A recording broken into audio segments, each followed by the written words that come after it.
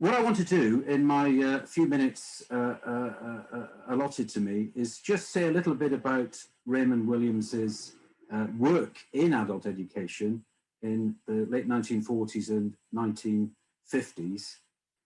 Just offer some thoughts on how his work as an adult educator shaped his wider contribution to the study of culture and society. And it seems to me that William shares something, not necessarily politically, with figures, major figures in modern Welsh history, such as David Lloyd George and Aneurin Bevan, in having travelled a huge distance politically, intellectually, and from their social class, yet have retained something of their origins in terms of the way their activities and thinking were deployed later in their lives. However, let's just have a quick look then at Williams in adult education. He worked for Oxford University, but in effect for the WEA in the south of England, in East Sussex, from 1946 up until the early 1960s, and taught English literature, something which is quite important, I think. Some of our modern day preoccupations around the purpose of adult education were similar preoccupations of Williams and his colleagues. There was a constant tension and indeed a constant worry that adult education was being directed towards vocationalism and skills for the workplace and so on. And there was always a risk that the wider cultural purposes and the teaching of humanities as a whole was going to be, was under threat. So Williams saw adult education at its best as something which could drive social change, contribute to social change, rather than something which simply filled a gap into society or addressed those areas where there was some kind of deficit, where people needed skills for work or second chance education in that sense. As adult educators, we all find ourselves professionally marginalized because we're distant from the large institutions of schooling, obviously, but the large institutions such as universities. We're often operating at the margins, working hand to mouth and so on. We're not necessarily part of the wider professional cultures. Williams was very aware of that, and he used it as a strength, I think, in order to bring that marginal perspective on his wider work as a teacher of literature. Adult education, by definition, is deeply grounded. You have to meet learners on their own terms. This is you are working with learners who have their own life experiences. That kind of response you get from adults with real life experiences shapes any adult educator. And if you want to theorize it, that is what Williams meant by knowledge isn't simply imposed from above. It's something that is co-produced in an adult education class. Williams drew a sharp distinction in adult education practice between the notion of social conscience, why one does adult education, why adult education is necessary. It can be argued, and there's some moral worth in this, that one does adult education, one advocates for adult education because one has a social conscience, that we need to take education to the masses. Williams said a better term to understand why adult education is necessary is the building of social consciousness. So we're not missionaries as adult educators. We are seeking to work with adults in an educational setting which helps them understand their wider position in society and the wider, in his case, literary world and the world of humanities. So in the context of humanities and literature, if, for example, Williams was teaching the novels of Thomas Hardy, he wasn't bringing the Matthew Arnold's kind of approach, which is to say, this is what Hardy wrote about, isn't it wonderful?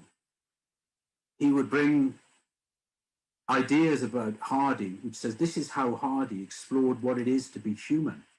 How does that correlate with your own experience of what it is to be human. What is literature's role in exploring what it is to be human, to exist in a human society with real communities?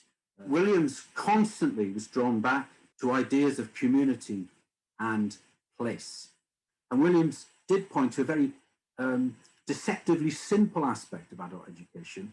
That is, it is simply a convivial act to learn with other people, particularly to learn in person with other people. And bear in mind that in person could mean a setting like this. We're learning together, hopefully, in person this morning. So Williams had a lot to say about politics. Adult education is being moved funding-wise into the world of economics alone in terms of skills for jobs and so on.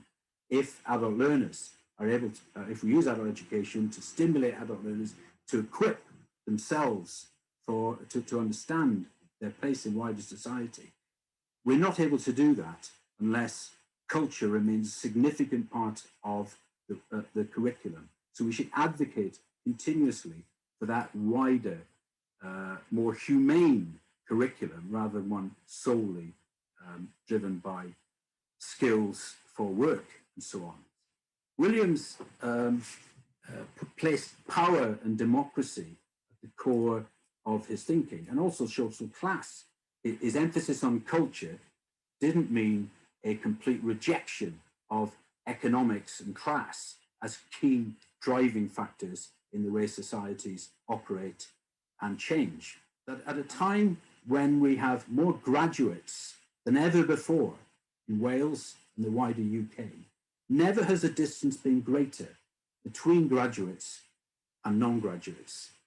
And that's playing itself out in those cultural aspects of contemporary politics, it seems to me. But we all need to work together to make that case about the democratization of knowledge and who has access to the knowledge and understanding that are produced within our institutions. I think there remain opportunities for us as adult educators to deploy that marginality in a creative way that Williams did. We need to see it as a strength and use it. It allows opportunities for us perhaps to be radical, to be more progressive, to be braver in taking on institutional power structures and conservatism where those things exist. So we need to understand Wales as it is and ground adult education, our practice and our curriculum content within Wales as it really is, and acknowledge the weaknesses. These are things which call upon us as adult educators to modernize our practices and seek to address the way that communities are being remade, where our economy is being remade, rather than run to practices and forms of adult ed which worked maybe 40 or 50 years ago. We need to retain the groundedness of adult education. That's its biggest strength, it seems to me. The fact that in any learning situation with adults, the learning takes place, the tutor experiences the learning as well. It's a shared endeavor. It's a co-production. That is adult education at its best. We need to be assertive, even at times aggressive, in making that case with funders and challenge them, challenge ministers and so on, to understand why that wider groundedness and the absolute necessity of a wider vision of what adult learning could be is essential if we are to meet the challenges that face us in Wales today. Diolch yn fawr.